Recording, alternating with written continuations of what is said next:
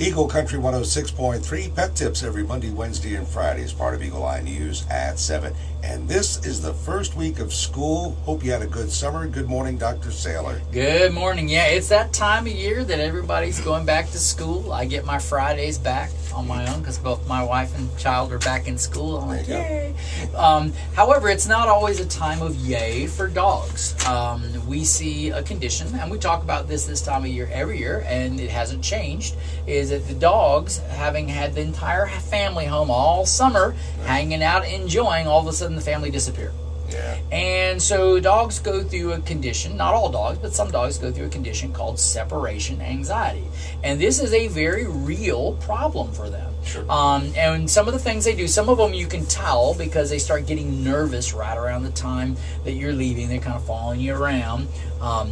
But also, too, when you come home and you find things destroyed, or you find, basically excrement in the house. They've peed and pooped in the house, okay?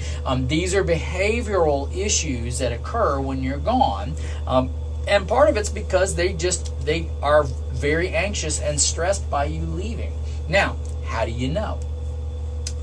Watch your dog when you're getting ready to leave, okay? If they start getting worked up, or they're circling, they're following you around, they're right underfoot, that's a dog that probably is stressing out when you leave, okay? Or even if you're not seeing that, you're finding destruction when you get home. That's probably a separation anxious dog.